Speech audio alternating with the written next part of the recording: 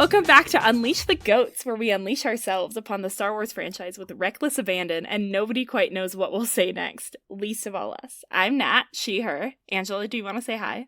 Yes, I do. Hello, I'm Angela/Faye, she, her. I am sick this week, so if I sound different, blame the diseases that I picked up at work. You shouldn't have gone to work. That was your first mistake, I think. You're so right. Why did I do that? Yeah. Sugar, say hello. Hi, I'm Sugar, she, her.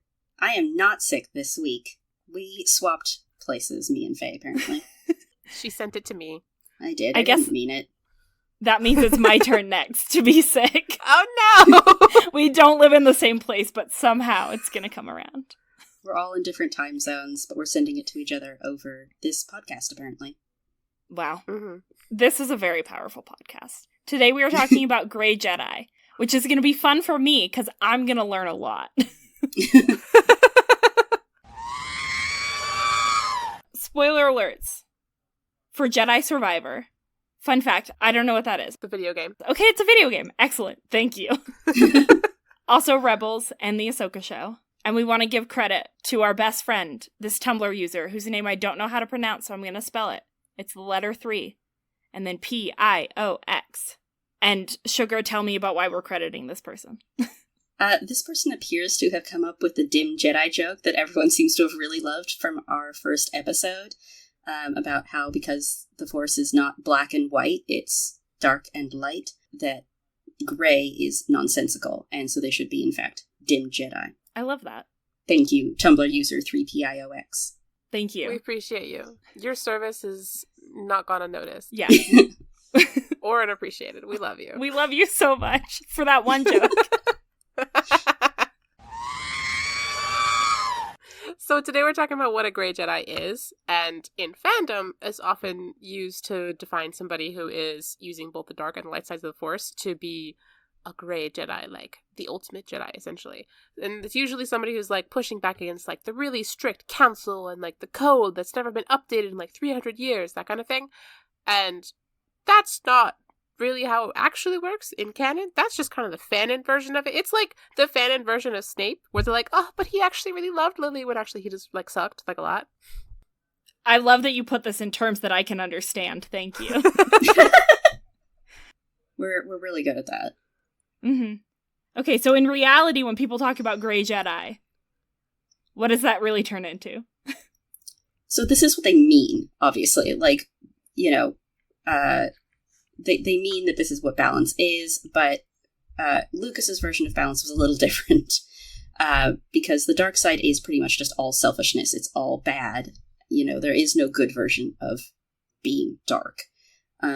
So I've seen the version, a metaphor saying, like, you know, if your cup is full of half water and half poison, it is still, in fact, poison. Probably shouldn't drink it. It's still going to kill you. There's also the example of, you know, if half your cells are cancerous, you're still pretty dead.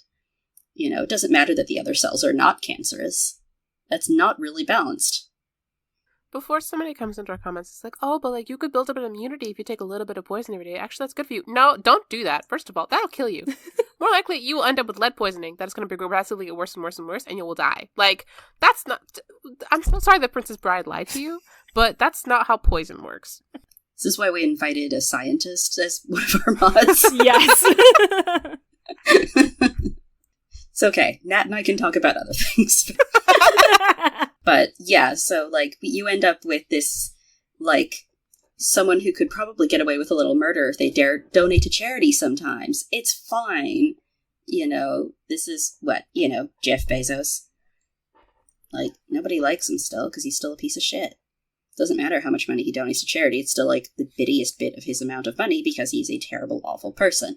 So you really, there's no way to balance these. That's not how it works. It's also not necessarily good versus evil. The themes that they're going for in Star Wars are like selfishness versus selflessness. And so balance is more about acknowledging darkness is in everybody and, you know, in the universe. But you just are refusing to allow it to control your actions. I will admit here that that kind of is usually where Grey Jedi stuff tends to lead. It just gets,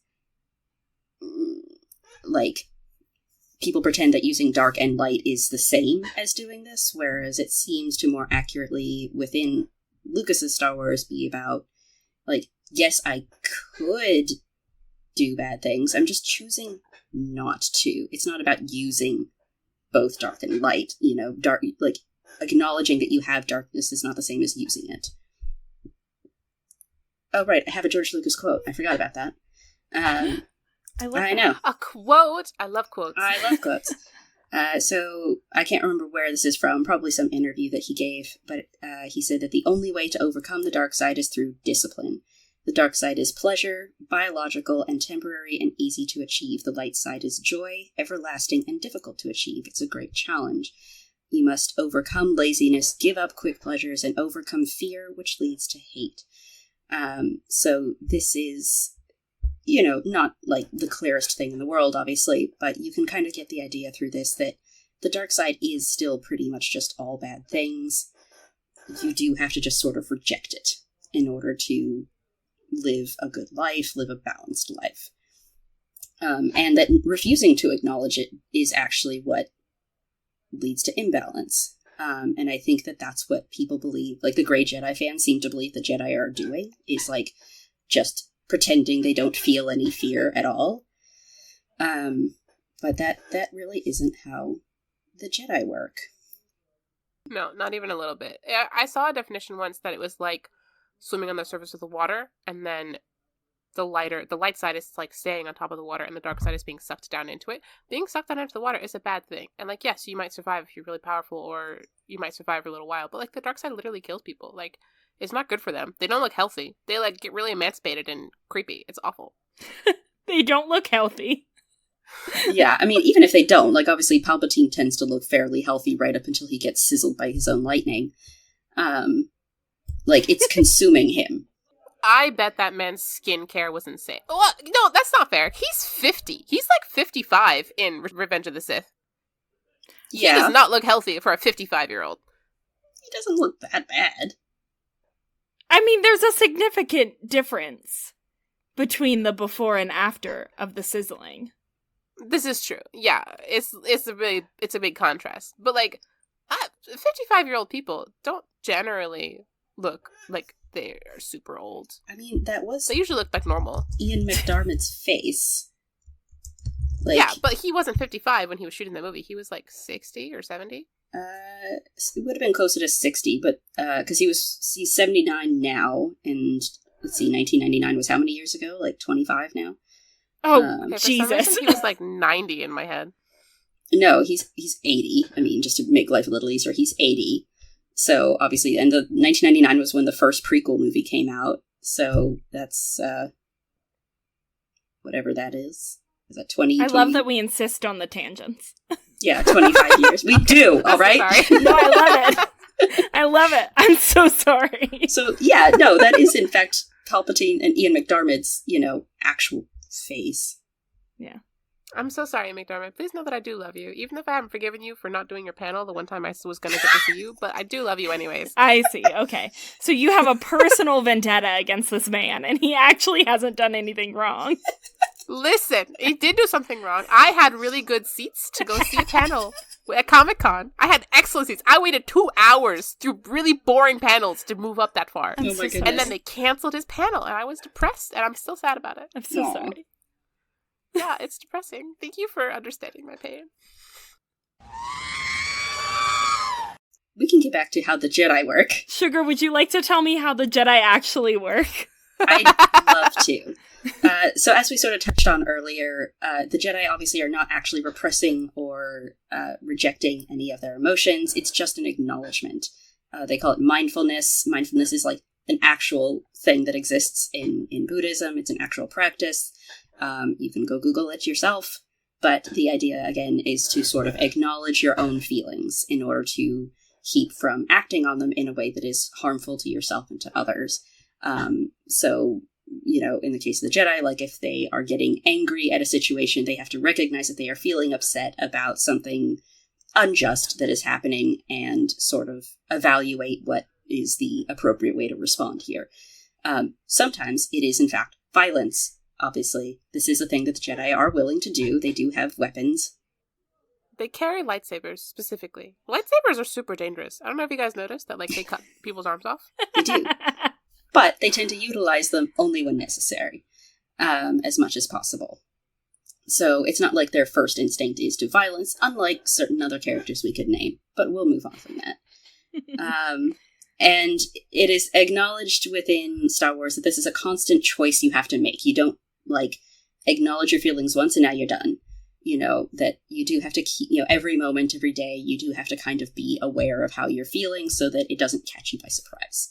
And this is something that the Jedi are constantly doing. This is why they seem pretty chill all the time, because they've spent a lifetime building up this skill of mindfulness. And so it's not that they are just rejecting their own feelings, they're just, like, good enough at this mindfulness thing to be able to react appropriately, even in difficult situations. This is also a real technique taught by therapists, that if you're having issues controlling your emotions or controlling your reactions, it is really good to just identify what you're feeling. Even just sitting there and identifying what you're feeling can really help you process through things. And that is just what the Jedi are doing. They aren't just letting their emotions go and being like a pool of water that has nothing and feels nothing. They're just recognize what they're feeling, processing it, moving on. Yeah, there's a difference between, like, rejecting your feelings and just accepting them and knowing that, like, feelings do not last forever and they can be valid and also wrong, and you don't have to act on every single feeling that you have. Exactly. Yeah. So I think it's like they're processing it very quickly, right? That they can sometimes end up in a moment and very quickly kind of process their emotions, so it can appear as if they're being very unaffected on the outside. But it's just really that they're very, very practiced at this skill of sort of sitting there and acknowledging their own emotions, so they can do it in a very quick way. But I appreciate that you brought up that it is also, it's not just in Buddhism, it's a thing that is in, like, regular Western psychology as well. So it's not like it's just, you know, a thing that other religion does, you know, that I'm not familiar with. Like, no, actually, like, Western culture does teach it too. It's just that a lot of people don't go to therapy. Oh, but they should. They should. So this is where we are going to hit on attachments. Attachments. Attachments. Bane of my existence. Oh my god. The bane of every Jedi fan's existence. Every pro-Jedi fan's existence. Attachments. So we touched on this, I think, was it literally the last episode in the Ahsoka show? We might have done it there. Probably. We talked about a lot in that episode. We're going to bring up attachment a lot, because I personally believe that it is kind of the core thesis of the entire Skywalker saga, as Lucas wrote it, so it's important. It comes up a lot. Basically, the idea is that attachments are toxic connections to the world around you. This can be to a person, a place, an object, even just an ideology or a dream. And it, you know, can start off as a more genuine, selfless love, but has an attachment is what it is when it becomes selfish, and the person with the attachment has an inability to let go of it. The most obvious example of this in Star Wars is Anakin to Padme, and this inability to let go causes him to side with the Sith in order to gain access to what he believes is going to be an ability to keep Padme from dying, because it's not really about Padme anymore or what she might want, so much as it is just about not wanting to live without her because he's too scared to live without her. And this is why Yoda makes his whole quote that everybody talks about fear leading to the dark side, is that Anakin ultimately is scared to be alone, and so he, commits genocides and enslaves galaxies in order to not be alone. So they're not a good thing. Which is very ironic, considering, that he ends up being the most alone person in the entire galaxy. He has no friends. Nobody. It does not work out very well for him. Unless he considers Palpatine a friend. I'm not sure he considers Palpatine a friend, at least I wouldn't after Revenge of the Sith. Personally. He does, obviously, before Revenge of the Sith. I think afterwards that is probably not so true. But also, can you imagine your social life if your only friend was Palpatine? Oh! Really fun. That's disgusting. It is exactly what he deserves, though that's okay. Attachment is something that is obviously a lot more prevalent, again, in Buddhism. It, much like mindfulness, does also exist within Western psychology practices. It's called non-attachment, as this, really healthy way to have relationships. And just, it's not, about not making a commitment to anybody or to anything you care about, or not caring about anything at all, so much as it is just accepting that things in life don't always last forever. And, you might end up having to let go of something for any number of reasons. Someone might die, they might just, the relationship might run its course, and you might have to let go for both of your sakes. Your house might burn down, you might just move. You might need to move for some reason. And so, being unwilling to accept change in life is an unhealthy way to live. We wanted to mention here that attachments are not the same as commitments, and so the Jedi forbidding marriage is not because of attachment necessarily, so much as it is about commitment, and this idea that, like, the Jedi are doing something that is very dangerous, that requires a lot of them, and so in order to sort of fully commit themselves to the responsibility of being a Jedi, they can't really give themselves to other things that are also asking for an equal commitment, like a spouse or a child, where, like, if you're half-assing your relationship to your wife, or your child, it usually is not a good thing. Like, you're probably going to be considered fairly neglectful. Obviously, in real life, you do have people who try to do this, people in the army, obviously, who do have spouses and children that get left at home. But it is also something that's very, very difficult to balance. A lot of, this is where the Dear John came from, right? That people who go to war, like, that relationship maybe doesn't survive long distance. What I wanted to touch on a little bit is that when a Jedi is making, when the Jedi are forbidding marriages, right? When they're like, okay, marriage is not allowed. Like, we're not going to, like, have that. If you want to be a Jedi, be a Jedi. You're not going to do both, right? They're not doing that because they are being selfish and they're demanding all the Jedi's time to themselves. That is not the point of this rule. The point of the rule is that, because if they wanted to be selfish, the point of the rule is that it is a big commitment to make, like Sugar was saying. And if they were being selfish about this, if this was a selfish rule that they were making, the Jedi as a whole, then they wouldn't forbid marriage. It is good for them to have more Force-sensitive people in the world, galaxy, to train and make into more Jedi. And Force sensitivity is often passed on by children, right? Children often inherit the parents' Force sensitivity. It's not guaranteed, but it's very often, right? So if they were being a selfish Jedi Order, they would just encourage marriage, and they're not, because that's not what they want. They want people to have the best lives, and they want their Jedi, to help the most people possible, which they can't do if they're also worried about their wife and their children. Yeah, we don't want to half-ass any of these things. All of these are very important commitments to make, and it is better to be fully committed to one of them. It also is a choice that they are all making, right? Like, the people who decide to be Jedi are aware that they are making the choice also to then forego marriage and children. And, they also are fully capable of leaving. They can leave and have the marriage and child thing if they want to do it. That just means that they aren't going to be Jedi anymore. And you know what? Sacrifices happen sometimes. Like, sometimes you can't have your cake and eat it too. The other thing I'll point out real quick here while we're talking about marriage is this idea that, like, you cannot be happy without marriage and a kid is very... Wrong. Wrong. Incorrect. And, like, a metanormative. Yes.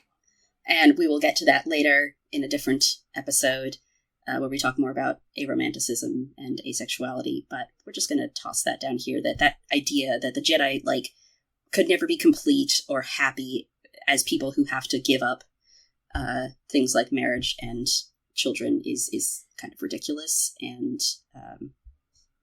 should not be, like, something that they're condemned for, or something that they are, like, that they should have been doing, that they should have been forced to do in order to save themselves.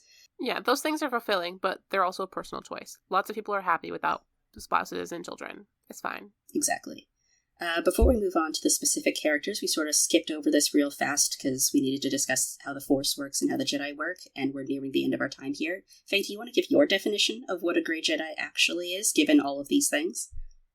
Oh, thank you so much for reminding me. I completely forgot. I only wrote that like 20 minutes ago. So my personal definition of what a Grey Jedi is when someone goes, oh, that character is my favorite character. What if they were exactly like this hot anti-hero with gray morality that I read about in this romance book, who just, like, committed lots of murder, but then he told his girlfriend that he loved her, and so therefore he's a good person. That is my definition of Grey Jedi most of the time. Not all of the time, I will say. Some people do put a lot of thought and, like, work into creating their Grey Jedi worlds, parallels, whatever, what have you. But quite a bit of what I've seen is just, but what if he burned down the world for everybody except for me? Wow. Which is hilarious, given that So the entire romantic. point of Anakin's story is to go like, yeah, you know that whole burn down the world for you thing? It's not as romantic as it sounds. And that is kind of the whole point of his story, especially within the prequels. My definition, kind of trying to utilize like what a Grey Jedi might actually look like within in universe, using the actual world building, was a character who is still a Jedi within the Jedi Order, but is regularly acting selfishly and occasionally gives in to the dark side, but hasn't technically gone full Sith, and still claims to be acting on the name of the greater good, and occasionally does still do good things. In other words, Anakin Skywalker. Within, generally, Attack of the Clones and Revenge of the Sith. So, your best example of a Grey Jedi, it is Anakin Skywalker in the prequels. Yeah, it's basically just like a pre-evil dude. Yeah, famously a Sith Lord. Famously a Sith Lord later. That's why I specified within the last 2 episodes of the prequels. Yeah. And within Clone Wars and stuff like that, where he's not technically a Sith fair. yet. He does do some good things. He's kind of generally heroic still on the side of, on the right side, but like, he also regularly acts pretty selfishly and does give in to his darker side and will, like, maim and kill people as he feels he wants to. Mm-hmm. One of my favorite things about Vader in the original movies is that they call him Lord Vader. Like, he gave that title to himself. He did. He was like, but what if everybody called me Lord Vader? That sounds so much better than Darth Vader. That's cliche. But Lord Vader. Wow. He's and then, so dramatic. Of course, in fairness, in the prequels, I think, doesn't Palpatine call him Lord Vader in Revenge of the Sith? He says Darth, I think. No, he says Darth Vader. I feel like he goes back and forth. I know he does say Darth, but I feel like he does say Lord at one point, but I could be wrong. That wouldn't surprise me. He's like, I need to boost this man's ego. Yeah. So that he thinks that this is working for him. It's just not high enough. It's not. It's so not. Editor Angela here. After some research, yes indeed, Palpatine does call Anakin Lord Vader in Revenge of the Sith. However, this happens after a scene cut, so I maintain that Anakin was like, but what if you also called me Lord Vader? I don't want to be just Darth Vader. I want to be special. I also want to be called Lord Vader. Personal headcanon. Don't take it serious. It's just for laughs. Okay, now that we have established that Grey Jedi are just not a thing. That's what happened right there, right? Yeah. Yes. As we said, here's some people in fandom that think that this is a canonical thing, and it's not. Should we talk about some people in canon that people like to think are Grey Jedi? We should. Yes, we should. Sugar, would you like to start with Qui-Gon? Because I would specifically like to talk about Luke so much, so would you want to talk about Qui-Gon? I would love to talk about Qui-Gon. He is my baby. And he is Nat's baby too, so if Nat wants to jump in, you are so welcome. So Qui-Gon is one of the most common Grey Jedi, possibly the most. He's up against Ahsoka, who we'll get to later, for most popular Grey Jedi in fandom. But basically the only reason he lands in this category seems to be because Obi-Wan has this line about how he defies the Council more than once, that this is a pattern that he has. However, I will point out that there is an entire episode in Clone Wars where Ahsoka is called upon to teach some students in Mandalore about how to question authority. Where could she possibly have learned about questioning authority other than from the Jedi? Which means questioning authority is something that the Jedi encourage in their own teachings, and that would include themselves. So they, questioning the Council isn't something that they would actually discourage. So Qui-Gon theoretically should not be special for questioning the Jedi. The Jedi would just kind of do this normally. We do see also in Clone Wars that there's a couple of moments where the Jedi Council sort of question each other. Most obviously during the Yoda Force Ghost arc, they kind of bring up that, Yoda might be compromised. And they can't just automatically trust him because he's Yoda. Qui-Gon, in actuality, is a very proud Jedi who happens to have a lot of faith in the Force's will, and that's why he tends to push his own agenda against the Council, who has to take into account a lot of other things, like the general well-being of the Jedi Order and their political connections to the Republic at large. No, babe.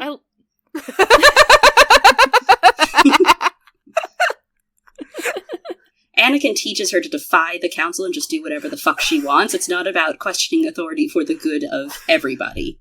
That's not what... And also, in Clone Wars, he literally does not know anything about politics. He's not teaching her shit all about politics. He's super not. For context, we have a Google Doc we're looking at, and I just edited it to say, other than Anakin, in Sugar's notes about where she learned to question authority. Oh shit, I dropped my kid 10. Anyway, that is Qui-Gon. Qui-Gon is not a Grey Jedi as much as people want him to be. He's a normal Jedi. He's a good Jedi. He's a great Jedi. I love him.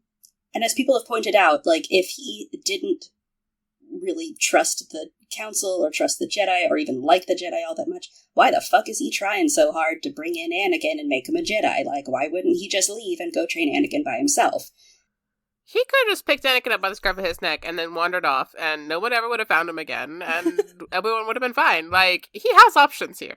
Yeah, like, if he genuinely just did not care for the Council and disagreed with them that much, like, why wouldn't he have just gone and done whatever he wanted, rather than, like, trying so hard to get the Council to let him be a Jedi? Like, it doesn't make any sense. And this is where we're going to move on to Luke, and Faye is going to desperately struggle through this illness to talk about her fave. I'm doing great. Thank you so much. Luke is my baby boy. I love him so dearly. The interesting thing about Luke is that while he does face his own darkness and, like, struggle with it, actually very similarly to how Obi-Wan faces his own darkness in The Phantom Menace when he's fighting Darth Maul. Fascinating parallel. But while he's doing that, he is never at the point where, like, oh, I have to choose to, like, follow this way or follow that way, or, like, you know, it's not like he has a ton of options here, right? Like, we're not see him deliberating on, like, oh, well, I can just be my own version of the Jedi. Like, no, he is learning about who the Jedi are. He has an idea, and he learns more and more about them. He makes the specific choice himself to commit to that, right? And I've seen people say that, like, he was proven right when he left Dagobah to go after Han and Leia. But if you watch the movie, I don't know if you guys have heard of this thing where you watch the movie where you're pulling stuff from. We're not bitter. Luke contributes nothing. He contributes nothing. Leia gets her own ass out of there. Her and Lando and Chewie get themselves out of the fire. Luke showing up helps nobody. The only thing it does is maybe distract Vader, but, like, if Luke hadn't shown up, Vader just would have been hanging out in that little chamber, just patiently waiting for hours. He's so patient. It's not like he's torturing people to get Luke there or anything. Yeah, but, like... impatiently waiting. Yeah. Yeah. Han gets frozen into carbonite. They send Leia stuff back. And then her and Lando, like, ditch. Like, they already have a plan going. Luke barely helps. All he does is maybe provide a distraction. But not even that much, because he's only dealing with Vader. Vader's like, all right, everybody else go away. I need to deal with this dude all by myself. The only thing that Luke leaving Dagobah accomplishes is him learning about the truth about his father, probably way too early, in a very traumatic experience, and he loses a hand and his lightsaber. Well, those are, like, really defining characteristics for him, and they shape his character in a lot of ways going forward. I don't know that Luke would say that comes to a total success in the column. Like, if he was going to make, like, a list of pros and cons of that experience, I feel like it would be more cons than pros, just personally speaking. If I lost a hand, I would definitely put that in a con column. I'll point out, Mark Hamill agrees with you.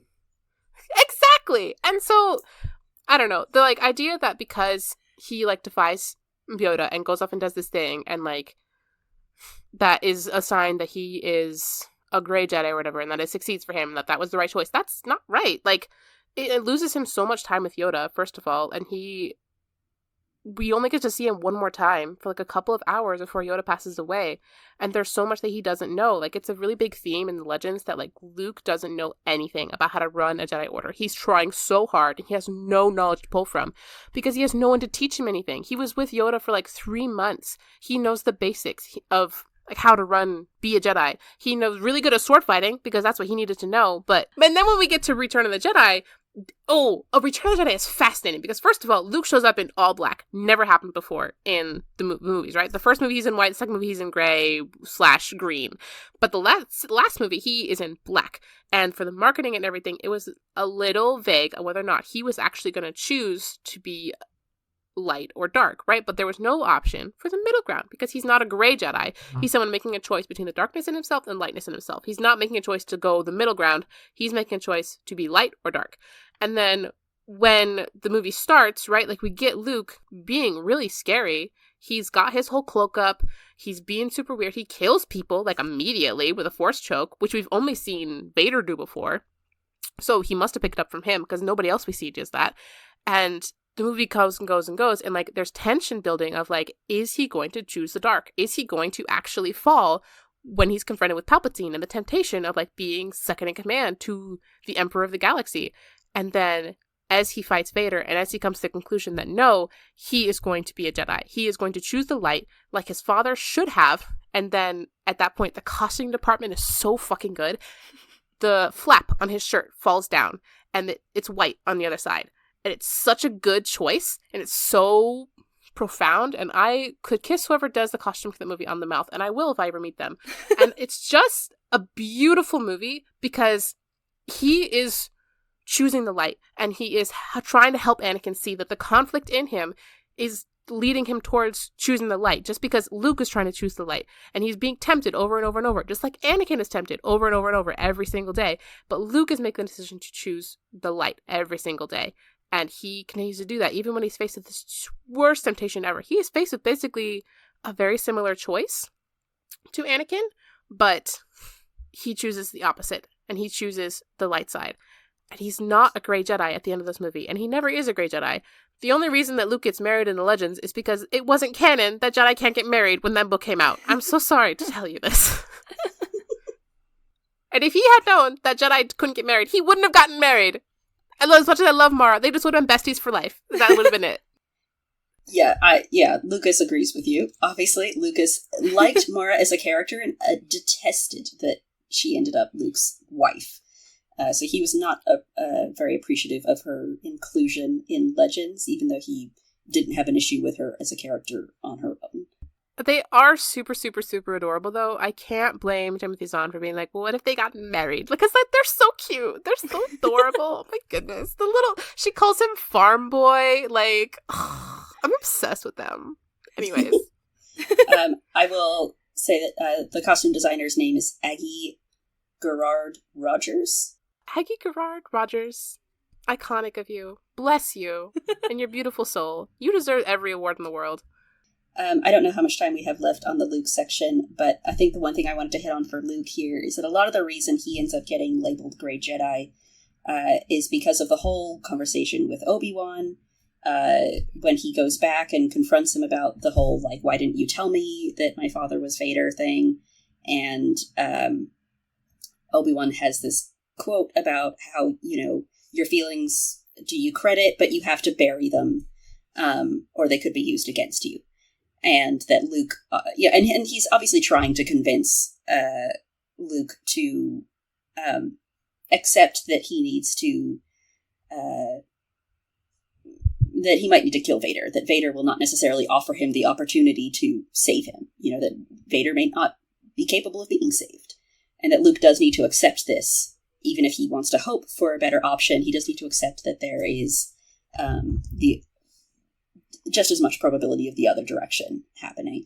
And then, too, that is this very specific situational advice.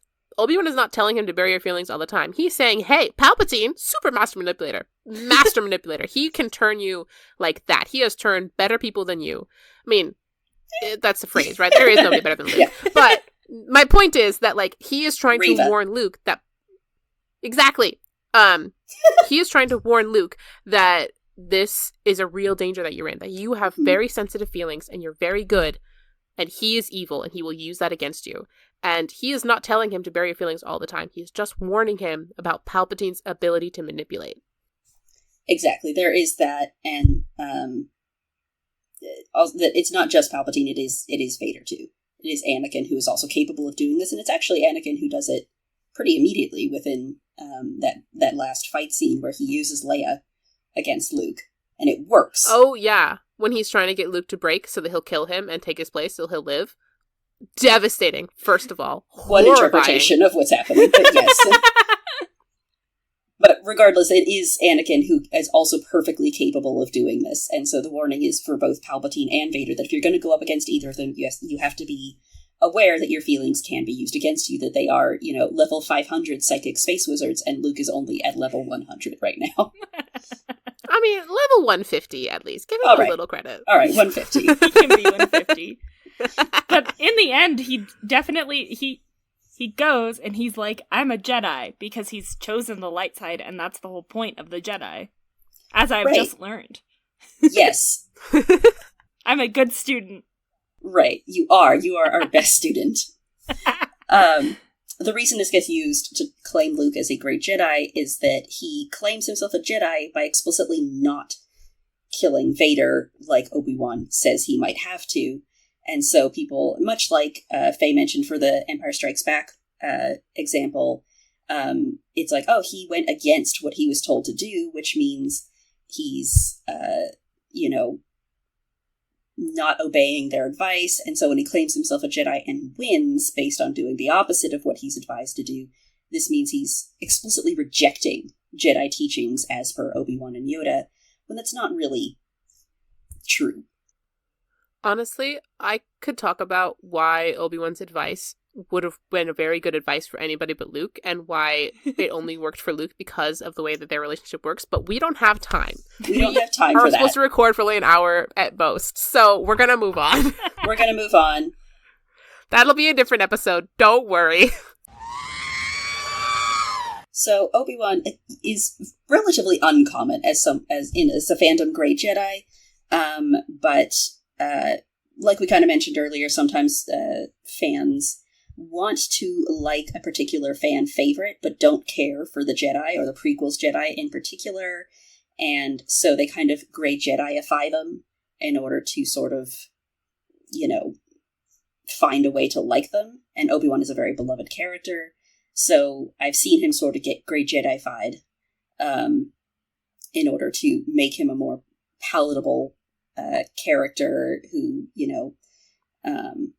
is like critical of the Jedi Order and, coming up with this whole idea of balance being, both dark and light, blah, blah, blah. So he's not super common, but he does kind of land there. Obviously, this is more of an intentional change to his character rather than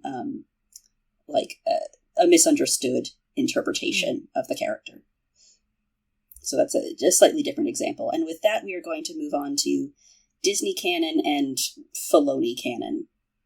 Filoni is your favorite, Sugar. Oh, yeah. We love him. Yeah, I definitely didn't call for him to be fired just last episode. I do really like his hat, actually. That is like one of the positive things I have to say about him, is he does have a cool hat. His little cowboy hat that he definitely did not. Cowboy hat. You don't dislike it because it's definitely something that he gave to Cad Bane explicitly, because Cad Bane is another self-insert character who gets, super overpowered. The only good thing about Cad Bane is his aesthetic. That's so funny. All right. That's it. That's the only good thing. Let's talk about Ahsoka. Again. Let's talk about Ahsoka. We haven't talked about her enough. So she is our next most common Grey Jedi. I haven't exactly done any polls about whether she or Qui-Gon, would be considered the most common Grey Jedi, but she's up there with him. Which is very funny, because she is not a Jedi. She specifically says, I'm not a Jedi. 6 times! 6 different times she says, I'm not a Jedi. And Filoni's like, but what if you were, though? And, keeps writing her saying that, and then coming back and being like, but she's actually is a Jedi, just kidding! It so annoys me. Let her be consistent. I know she's going through stuff, but, either make it an explicit arc that you're actually writing for her character to grow, or don't do it at all. Yeah, that's something that I kind of, which this is where we're going to touch on the Ahsoka show a little bit, is that Filoni is not letting Ahsoka commit to being a Jedi, not a Jedi, or a Grey Jedi. I was kind of arguing before this show, before the Ahsoka show, that they weren't really going for the Grey Jedi thing with her, so much as they were just kind of continuing to take her on this journey of coming back to being a Jedi. And that Ahsoka, just had a lot to work through in terms of, how she was going to identify as a Jedi. As someone pretty much the only person, I think, that I know of who had left the Order prior to Order 66 happening. Most other characters that we see going through a similar arc are characters who were still Jedi when Order 66 happens, like Obi-Wan, Kanan, Riva, even. Ahsoka, though, has that kind of unique caveat that she had left the Jedi prior to Order 66, and so she's kind of in this weird position where, like, she can't really go back to being a Jedi the same way, so she's sort of stuck in limbo. However, after the Ahsoka show, Filoni's not committing to it, but I think he's landing her in as close to a Grey Jedi as he can get without calling it such. Sadly. Yeah, which is very disappointing, because I think one of the things we didn't really mention as much towards the beginning is that one of the things that Grey Jedi get used for the most, and, you know, not all the time, not all Grey Jedi fans, but, like, a lot of them, is to bash the Jedi. They tend to land in, like, a Jedi critical area, where, you know, the Grey Jedi are doing things the way the Jedi should have. They're, like, helping the Jedi realize that they need to change and they need to update things, and they, like, need to move into the modern era, and it's like, this is a different world. This is a completely different galaxy. You cannot put our modern morals on these people who have an entirely different societal structure than we do. The Jedi religion doesn't even function the same way our religions do. There is no modern equivalent in our world to the Jedi at all. You can barely compare it to anything. You can maybe compare it to the Peace Corps, sort of, but not really. It doesn't really work the same way at all. Yeah. So it's hard to make that comparison. They also serve a narrative purpose. Like, the reason that they don't really work in terms of making a comparison to real life organizations or religions is because that they kind of fulfill this narrative purpose of being, what did I call it in that first episode? The barometer for the galaxy's health or something. And, you know, so they are there as this, like, almost perfect, benevolent, compassionate organization. And there's been a lot of characters kind of introduced over the years now of Jedi who've sort of, you know, fallen and left those ideals behind. So it's not just Anakin anymore. We have characters like Barriss and Krell. Oh, I hate Krell. We all hate Krell. But Anakin, you know, within the prequels exists as sort of like this anomaly, you know, that everybody else is like this perfect version of goodness, that they are all the best versions of themselves, and that's what the Jedi stand for. And that's what they symbolize. And so, yeah, there's no actual, you know, realistic version of this that exists in the real world, because they are supposed to be an ideal to sort of reach for, and not an accurate depiction of how reality works. We don't have lightsabers in this world either. Like, this is not a realistic world. This is a mythology story set in space. So it's not supposed to be one-to-one to Earth. This is supposed to be essentially an Aesop fable told out on a grand stage. They explicitly start it with a galaxy far, far away. Like, that's you literally don't have to know anything about Star Wars except for that to understand that. This is not Star Trek, where like, this is where humanity is going to end up in like couple hundred years. This is Star Wars, where it's in a different galaxy and they have different things happening. Yeah, I mean, it is pretty explicitly like a space fantasy more than it is sci-fi. Yeah. You know, it is for sure. An opera. It happens to be a fantasy opera set in space, you know. Space opera! It is space opera, it is space fantasy, it is not science fiction. Obviously, things like fantasy and sci-fi, but fantasy in particular, you know, are utilized to send messages and be metaphorical allegories for our real world, but this does not mean that the Jedi are supposed to be like space Christianity, you know, kind of thing. Oh, they're super not. Not even a little bit. They don't even believe in God. They just believe in, like, a force.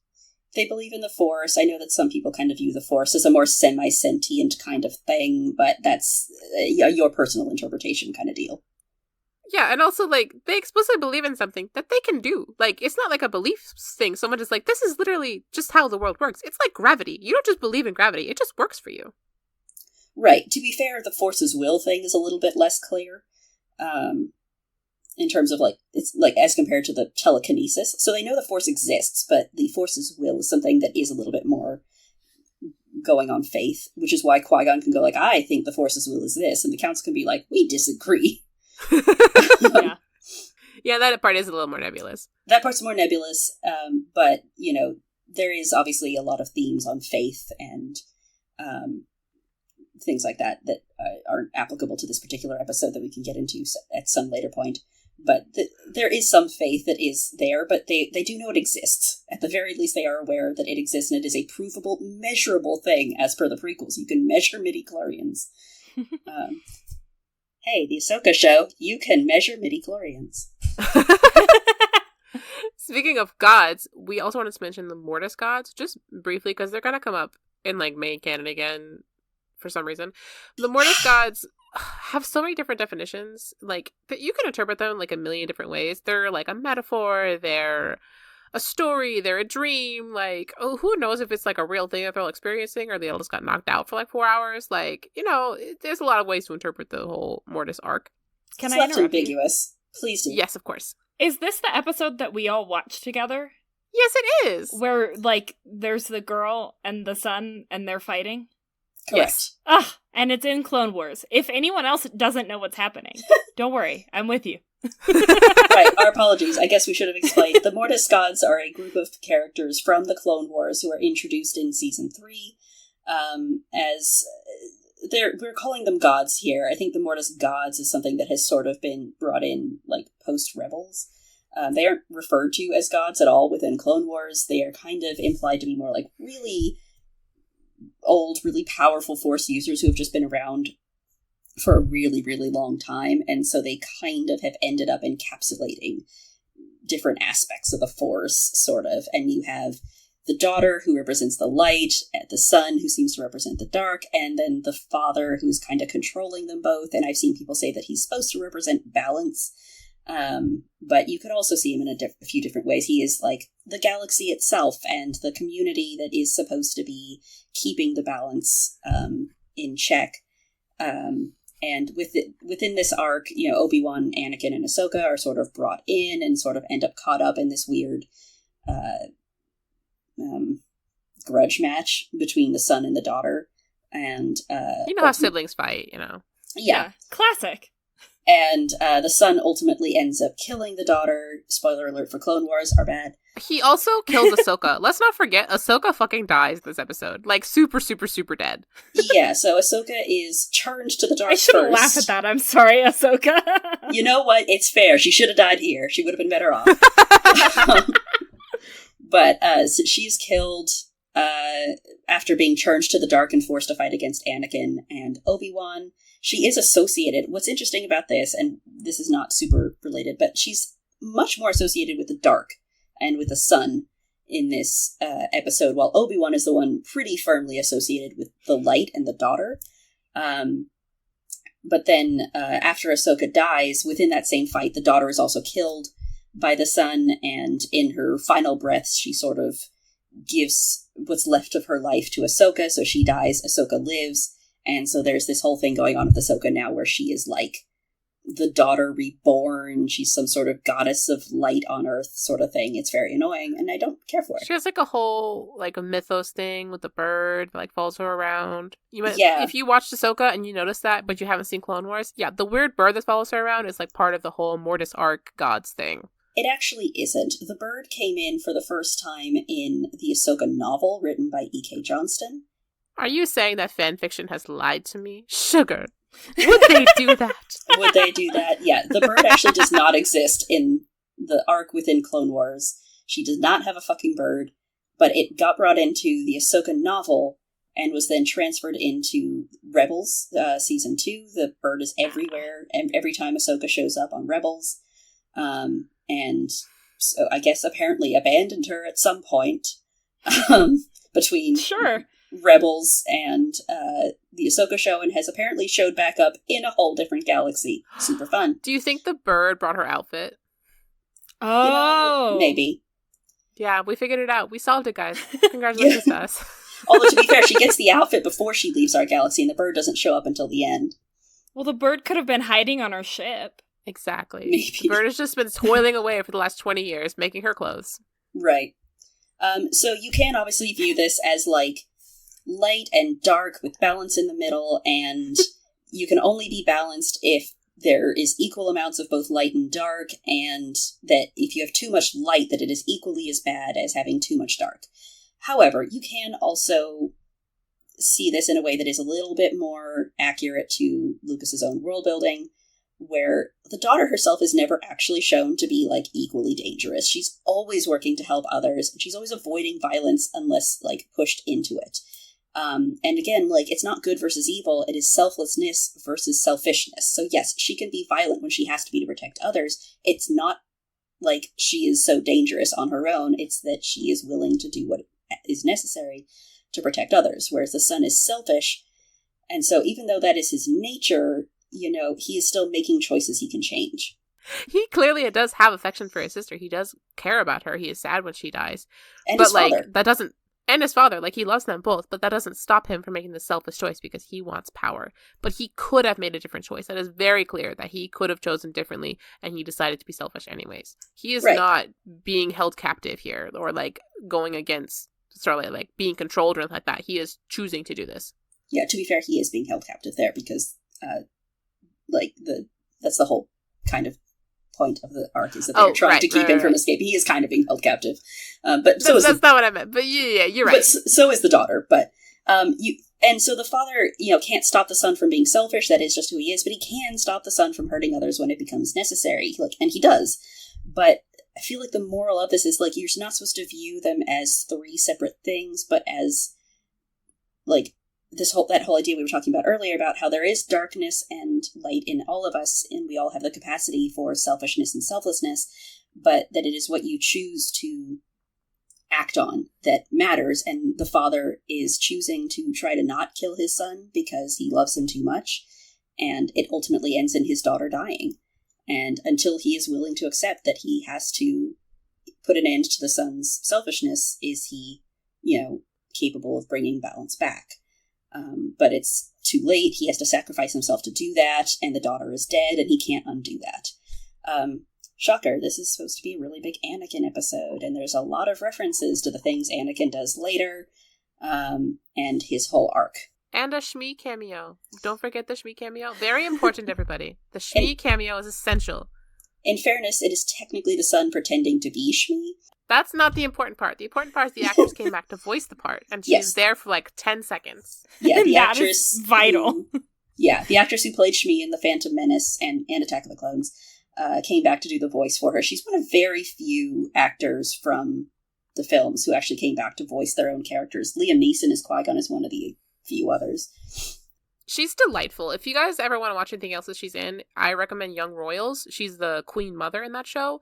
Excellent. She speaks in Swedish the entire time because it's a Swedish show. Oh, she's so hot. She does very questionable things in that show, but she's really beautiful. Does that make her a Grey Jedi? Hopefully not. No. Questionable actions, but very beautiful. To be fair, the Grey Jedi do not have to be attractive. They're often not. Like, have you guys seen Siths? Anakin does not get hotter when he goes to the dark side. I don't know if you guys noticed, but he takes his helmet off in Return of the Jedi. Not good looking. Not good looking, as much as I love him. To be fair, Dooku continues to look great. That's fair. Yeah. Ventress looks great. Okay, so this is just clearly, there's not a rule across the board. It's just some of these people look great, and others of them just are Palpatine as the Emperor. Or Anakin. Or Anakin after he's been in a trash can for a while. Which Really apparently was a reference to his armor, which I didn't catch when we recorded that episode. And I think it's funnier to put him in a physical trash can. Anyway. It is. We're gonna make him, Grover the Grouch. He's a total Grover the Grouch. So we're gonna move on to some Rebels stuff, because Kanan and Ezra get tossed into this as well. This is going to be very similar to Luke in some ways, where, they say and do a couple of things because they are, coming in after the Jedi are already dead. And people are like, oh, well, it's obviously them kind of intentionally breaking with Jedi rules when that's really not how it works. And they both have arcs across the show where they occasionally are struggling with things like guilt, grief, insecurity, but they are never using those things to triumph or succeed. They have to learn to overcome them. That's kind of the whole point, you know?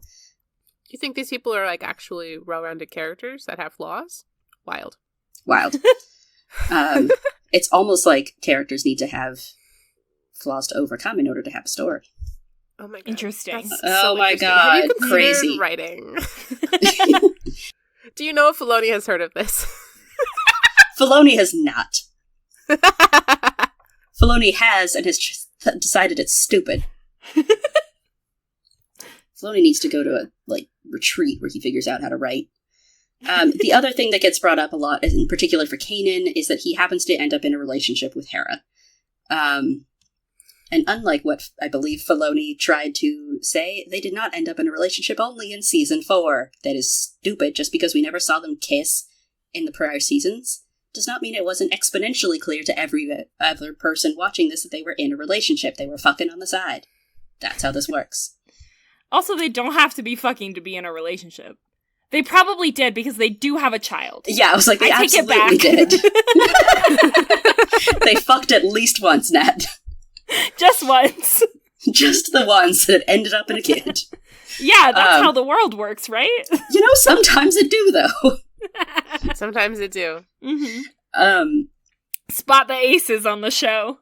Yeah, they are clearly in a relationship the whole time. They call each other love, and they like make jokes about how they're mom and dad and stuff like that. They're pretty physically affectionate with each other, and they're very, very close emotionally. But also, like, Rebels, unlike some of the other things I've seen where Jedi characters have ended up in relationships, doesn't really ever try to state that, like, Kanan being in a relationship with Hera is against Jedi rules, is something that he can only do because the Jedi are gone. Like, he just happens to be in a relationship with Hera, you know, and is a Jedi at the same time. They never get married, but also, like, this is a place where you could kind of argue, like, the Jedi are gone. And so a lot of the commitment stuff that is a problem before is no longer there. It just isn't, is the word I'm looking for. It's not valid. Applicable. It's also, like, not necessary. People make this mistake with the Jedi all the time. The Jedi are not celibate, per se. Like, they fuck around. Like, they get that. It's like a biological need, whatever. But, like, the fact is that, like, Hera and Kanan are both fully committed to the rebellion by the time that they're in, like, a relationship, right? Like, they are committed to this, like, life. They are committed to this mission team thing, right? Kanan is committed to the team and to kicking it to the Empire and helping others. He's not committed to the rebel alliance as a thing, the way Hera is, but arguably it's the same, to the cause. Yeah, but, like, they have the same attitude about this. Neither of them are both like, oh, well, you have to give up your stuff to be with me. Or, no, you have to give up your stuff to be with me. They're both like, no, the rebellion comes first, and we love each other, but the rebellion comes first. Not the rebellion, sorry. Kicking it to the Empire comes first. For Hera, it's absolutely the rebellion. Like, Hera, and that's one of the things that was very, very wrong about her in the Ahsoka show, is that, like, Hera was the character who prioritized the rebellion pretty much above all else. You know, and I mean, often she isn't in a position where it's an issue because most of them are kind of on the same trajectory here. But, you know, when it does come up, she is willing to make that sacrifice. But yeah, so I think it's just kind of a wrong interpretation of Kanan to look at the fact that he happens to end up in this relationship with Hera and mean that he is rejecting Jedi teachings, and so obviously he's a Grey Jedi. Kanan and Ezra are obviously less common than characters like Qui-Gon and Ahsoka and even Luke generally in this category, but they do come up every so often. It's especially very common in Ezra/Luke fiction. Ugh. I've only read a little bit of that, but it does come up quite a bit. Have you never heard of this, Natalie? I just found out that Ezra was a character, so no. You know, that's fair. Yeah. Ezra and Luke are, like, about the same age. They're exactly the same age. But yeah, Ezra is baby. No, they are the same age, babe. Oh, they are exactly the same age because Ezra... Born on the same day. Yeah, I think it's... Yeah, basically the same day. Because they mention in Rebels that Ezra's birthday is Empire Day, which is supposed to be sort of the anniversary of the Empire coming into power. You could argue that Luke might be a day younger, depending on how you think the timeline works for Revenge of the Sith and how long it takes before Luke is actually born. But definitely same week. Within a day of each other. So pre-Din Djarin and like Luke meeting and like the whole Mando/Luke thing, that was one of the most popular male-on-male ships for Luke, was Luke and Ezra. They were very popular. Luke and Ezra and Luke and Bodhi. Those are two very common pairings for him. Bodhi was a big one when Rogue One came out. But so, which isn't shocking given that both Ezra and Luke are on this list for Grey Jedi characters who stick it to the Jedi or whatever. But, So, real quick, we wanted to hit on Sabine, just because Sabine kind of unfortunately has landed in this Jedi category and Force user category as per the Ahsoka show. If you listen to our Ahsoka show episode, you'll know how we feel about Sabine being a Jedi. Yeah, the tone to my voice right now definitely doesn't say anything either. No, you're being really subtle about your feelings, actually. Thanks. But basically, because Ahsoka lands in the, Jedi critical and kind of almost Grey Jedi kind of area within the Ahsoka show, obviously Sabine kind of lands in the same place. But it is the same sort of non-committal Grey Jedi area where she is being Jedi critical. They are making the claim that doesn't have to be a Jedi specifically, but also kind of is, and they're not saying the words Grey Jedi, but that's clearly kind of where they're landing.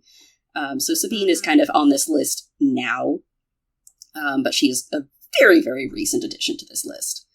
And next up is going to be the Bendu, who, for those of you who have not seen Rebels... Which is both me and Natalie. I'm so sorry, Sugar.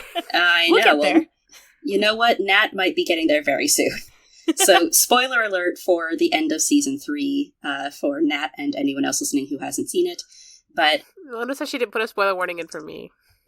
So mean. You gotta get through Clone Wars, babe, and then Sugar will tell you to watch other things. Well, also, Faye knows a lot of things already, so I figure this probably isn't going to be a particularly large spoiler for Faye. But the Bendu happens to be a sentient being that is found on a random planet, who is apparently super, super old. He is a Force user. He's not human. He's something else, unclear. He claims to be neither light nor dark, but in the middle. And this is a quote he says a lot. He is in the middle. For Faye's sake, he is voiced by the dude that was the 4th Doctor, I think. The one with the scarf. Tom Baker? Yep. Tom Baker voices fucking Bendu? Tom Baker is the Bendu, yep. So you're going to be real happy when you get to him. So the thing about the Bendu... I think I should watch Rebels. You think? You've got 2 seasons of Clone Wars to finish first, and then you get to the Bendu. A season and a half, actually. Season and a half? You have... Oh, no, you're right. You got into 6. I forgot you got into 6. I got into 6. Yeah, so season and a half or so. So the thing with the Bendu is that he is obviously supposed to be very wise. He helps Kanan face a lot of his own fears. He is compassionate. He sort of leads Kanan to be more understanding and more compassionate towards beings he doesn't understand. He doesn't know. But he also, at the end of the season, is completely apathetic to the lives of the rebels when the Empire comes and discovers their base and is prepared to, obviously, obliterate them all. Kanan goes to ask for help. The Bendu says no. He's not going to help the Empire, but he's not going to help the rebels either.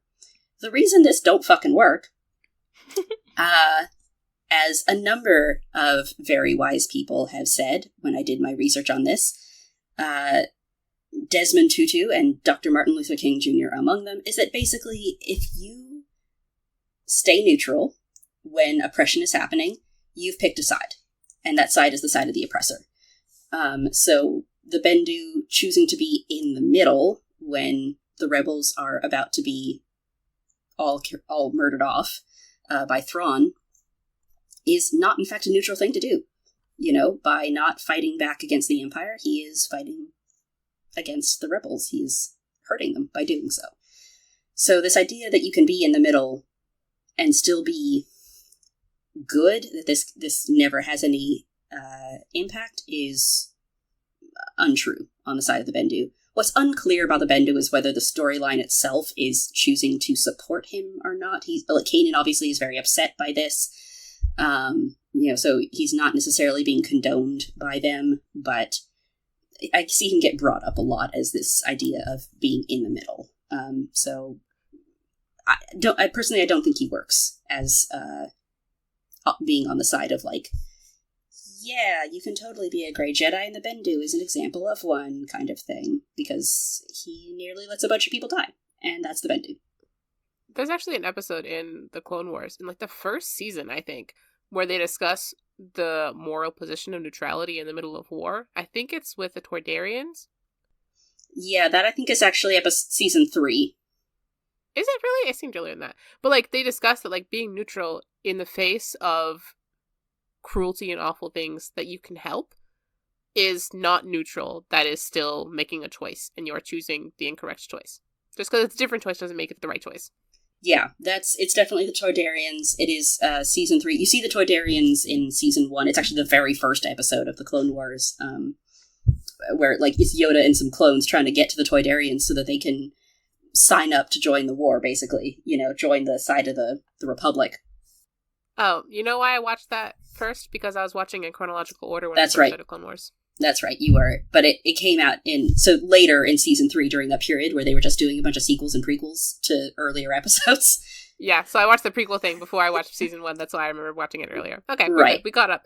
We solved it. Yeah, so that is there, and it is absolutely true. That is a thing. And the other thing I've seen about that episode is that like this is basically why the Jedi fight the war. That for all the people claiming that the Jedi should never have fought the war, blah blah blah, this is why they do it. That like, yeah, they could have just chosen not to fight, but like, who all would have died as a result?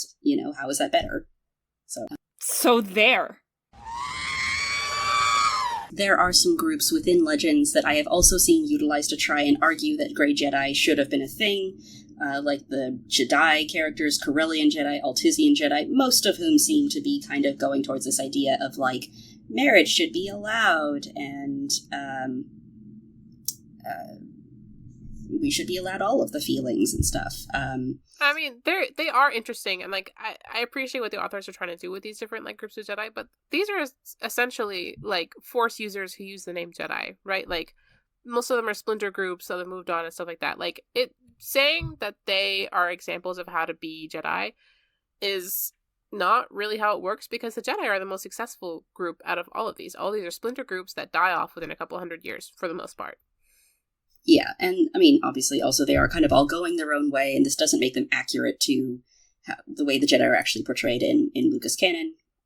So it is what it is. They exist. I don't think that any of them are a good argument for like, Grey Jedi are canon, or this is how the Jedi should be, kind of thing.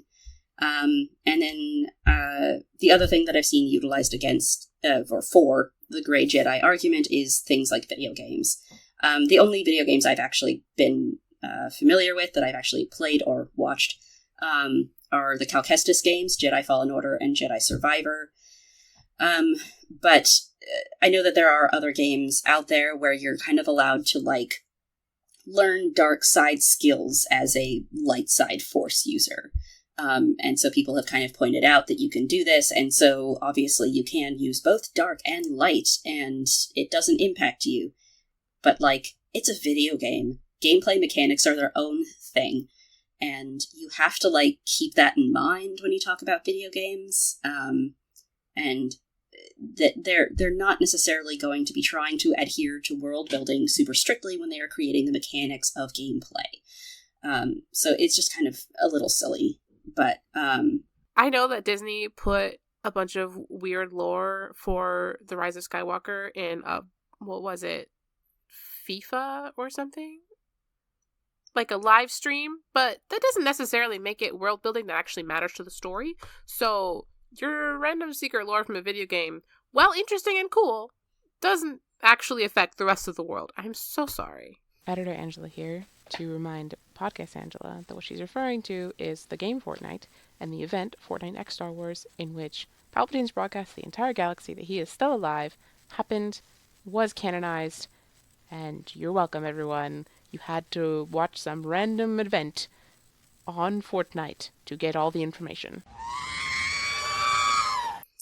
Right. And the other thing that comes up for me with video games is like, there are obviously storylines in these video games, and it's important to look at, like, what's happening in the story versus what's happening in the gameplay, and do these things actually correlate or not. Particularly in Jedi Survivor, the main character, spoilers for Jedi Survivor, this is where this comes in, the character ends up getting given this big dark side power-up towards the end, because he's feeling really betrayed and angry, and he's just lost a bunch of people that he really cares about. The person who betrayed him is someone he was considering a close friend at the time. So he's upset, and he kind of explodes in darkness and utilizes that skill to, like, murder a bunch of Imperials. To be fair, he murders Imperials a lot, so this isn't, like, a huge thing, but, like, he murders them very quickly and very powerfully. That's just me after I don't get breakfast, so I don't feel like it's really important to his journey as a Jedi. Well, it is, but because when he gets to the end, he sees his love interest, who kind of recognizes that he is losing it, and she has to kind of talk him down to try and, keep him from kind of going gangbusters everywhere. He hasn't totally let go of it, but by the end of the game, he has to basically face the choice about whether to kill the traitor when he defeats him or not. And he ultimately has to actually let go of that anger and that grief that is driving him in order to leave him alive. And the character ends up dying at the end anyway, because he doesn't surrender. He can't let go of his own fears that are driving him to darkness, and Cal ends up having to kill him in self-defense, but he does do it in self-defense. It isn't out of anger or grief or betrayal or any of those things. So you do keep your power up, you use it a lot, you can keep it after the end of the game if you keep playing afterwards, but, like, the point is not that, he gets to just use his dark side power up all the time now, so it's actually okay to, like, use both dark and light. It's just, this is how gameplay works. He got given a power-up ability, now he gets to keep it. But it doesn't mean that within the storyline it's not made very, very clear that him using the dark side is a bad thing. And that, I think, is just, like, a really obvious example of the difference between video game storylines and video game mechanics and gameplay. I will note that there is some Jedi criticism that exists in both games, but Cal also pretty strongly identifies as a Jedi. There's no wishy-washy lack of commitment to that identity. He is very much a Jedi. It just kind of lands in more like, I'm a Jedi, and I think that the Order was wrong about relationships, so I'm going to be in a relationship now kind of deal. Which is mostly an excuse that players get to, like, date somebody. Like, yeah, not that you couldn't as a Jedi normally, as we've discussed, but, like, they kind of make it out as if, like, the Jedi wouldn't allow you to be in a relationship normally. Anyway, that's video games. I think it's kind of silly to utilize video games to, make the argument that Grey Jedi are a canon thing that could work, because video games are a very different beast for the most part, but they do have storylines in them, and the writing sometimes tells a different one. Pablo Hidalgo is a wonderful author. We talked about him a little bit in our first episode, but if you remember, we talked about the Grey Jedi code that he came up with. Tongue-in-cheek. Very funny. And I think we should all recite this together. You think we should recite it together? That sounds like an audio nightmare. I'm the editor, so... Okay. I'm giving this nightmare to myself. Faye gets to use her option. She gets to pick whoever sounds the best. That's true. If I only use one of you, that's who my favorite is. Oh, damn. Just kidding. I don't have Picks herself. I think Faye should say it aloud. Okay. The Grey Jedi Code. Morality is fiction. There is only indifference. Through anger, I gain dark side powers. Through loopholes, I keep light side powers. Through edginess, my mediocrity is glossed over. The Force makes me so special. Beautiful. I feel special. Well, thank you both for walking me through why Grey Jedi are not a thing. You're so I loved it. Welcome. Anytime. Would you guys like a goat fact to close us out? Yes, please. Sure. Goats are burpers. What? They burp. That's the due to the role of their rumen. The rumen is a mature goat, holds 4 to 5 gallons of plant material, and then it produces gas when it ferments, and the gas escapes in the form of loud, healthy burps. Good for them. Good for them. They're so cute.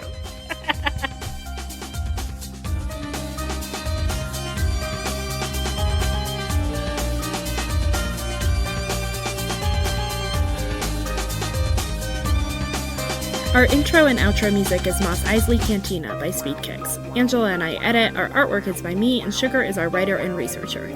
You can find us on Instagram and Tumblr at Unleash the Goats. Thanks for listening.